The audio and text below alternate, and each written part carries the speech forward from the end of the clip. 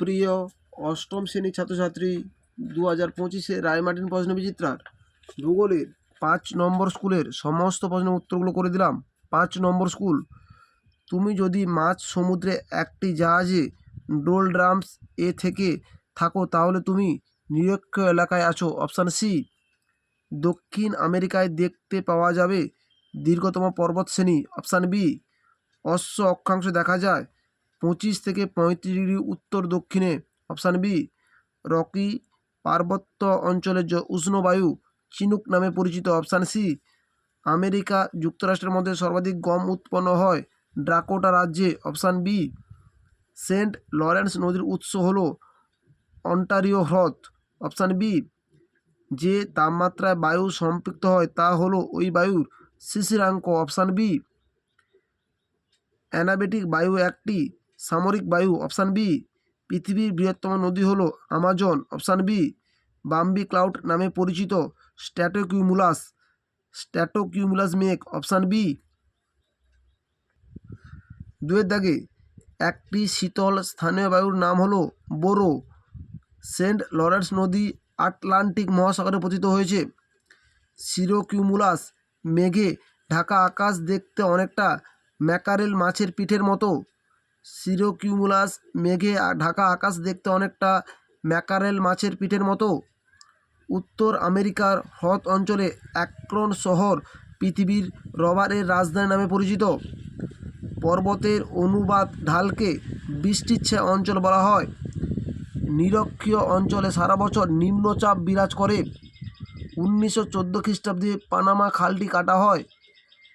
Ion বায়ুর অপর নাম বাণিজ্য বায়ু। স্যাটবেরি পৃথিবীর বৃহত্তম নিকেল খনি।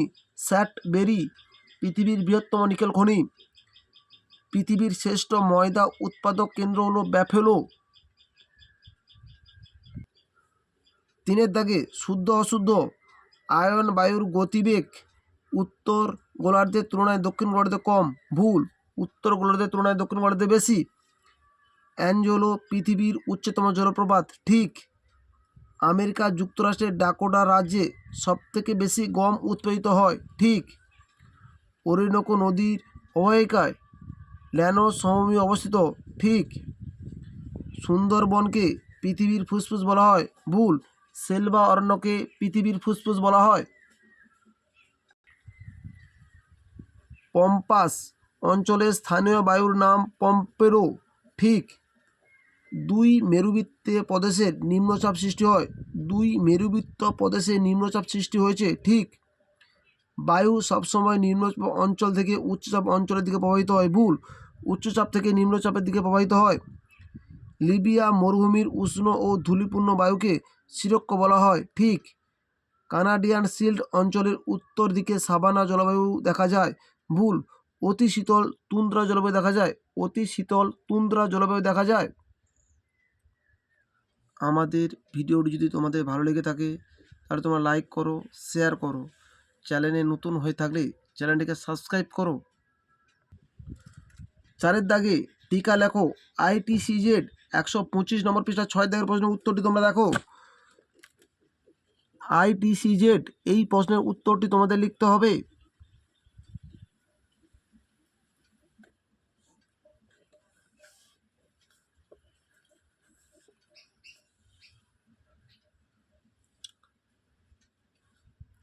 ITCZ এর এই চিত্রটি তোমরা অঙ্কন করবে। অশ্ব অক্ষাংশ 124 নম্বর পৃষ্ঠা 1 দাগের প্রশ্নের উত্তরটি তোমরা দেখো। অশ্ব অক্ষাংশ এই প্রশ্নের উত্তরটি তোমাদের লিখতে হবে।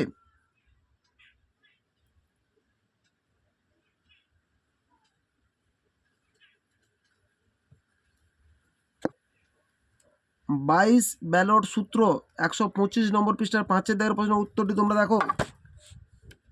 22 ব্যালট সূত্র।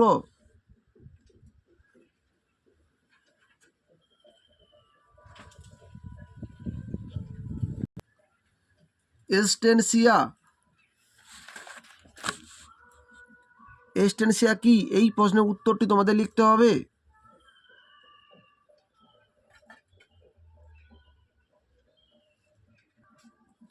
মৃত্যু উপত্যকা 276 নম্বর পৃষ্ঠা 1 দাগের প্রশ্নের উত্তরটি তোমরা দেখো। মৃত্যু উপত্যকা, অবশ্যই মৃত্যু উপত্যকার চিত্রটি তোমরা অঙ্কন করবে।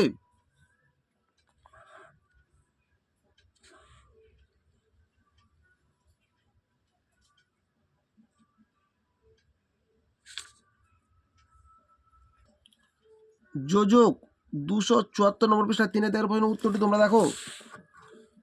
যোজক এবং প্রণালী, তার মধ্যে তোমাদের যোজকটা শুধু উল্লেখ করতে হবে, কাকে বলে এবং উদাহরণ, এই পয়েন্টগুলো তোমরা উল্লেখ করবে।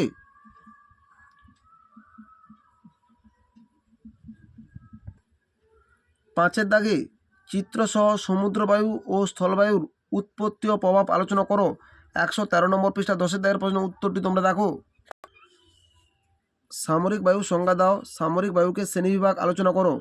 সামরিক বায়ুকে 5 ভাগে ভাগ করা যায়। এই 5 ভাগের মধ্যে তোমাদের সমুদ্র বায়ু কাকে বলে, উৎপত্তি এবং চিত্রটি অঙ্কন করতে হবে, এবং স্থলবায়ু চিত্রটি অঙ্কন করে স্থলবায়ুটি আলোচনা করতে হবে। সমুদ্রবায়ুর চিত্রটি তোমরা অবশ্যই অঙ্কন করবে এবং স্থলবায়ু, এই দুটি বায়ু উল্লেখ করবে। স্থলবায়ুর চিত্রটিও তোমাদের অঙ্কন করতে হবে। উত্তর আমেরিকার হ্রদ অঞ্চলে কৃষি উন্নতির কারণে ব্যাখ্যা করো। 295 নম্বর পৃষ্ঠায় 1 দাগের প্রশ্নের উত্তরটি তোমাদের লিখতে হবে।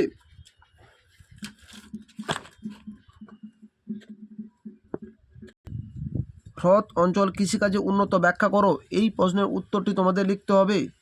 পয়েন্ট করে করে তোমরা খাতায় উত্তরটি লিখবে।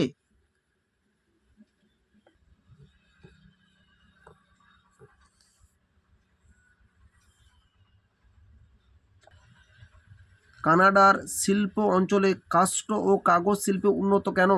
304 নম্বর পৃষ্ঠা 4 দাগের প্রশ্নের উত্তরটি তোমাদের লিখতে হবে। কানাডার শিল্প অঞ্চলে কাষ্ঠ ও কাগজ শিল্পে উন্নত কেন? এই প্রশ্নের উত্তরটি তোমাদের লিখতে হবে।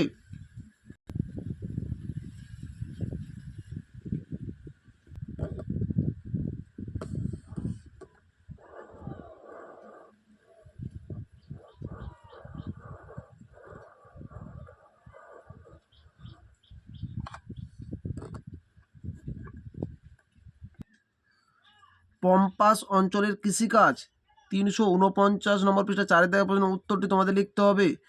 পশুপালন সম্পর্কে 348 নম্বর পৃষ্ঠা 2 দাগের প্রশ্নের উত্তরটি তোমরা দেখো। পম্পাস অঞ্চলের কৃষি ও শিল্পে উন্নতি কেন? এই প্রশ্নের উত্তরটি তোমাদের লিখতে হবে। পয়েন্ট করে করে খাতায় তোমরা লিখবে। পম্পাস তৃণভূমি পশুপালনে উন্নত কেন? এই প্রশ্নের উত্তরটিও তোমাদের লিখতে হবে।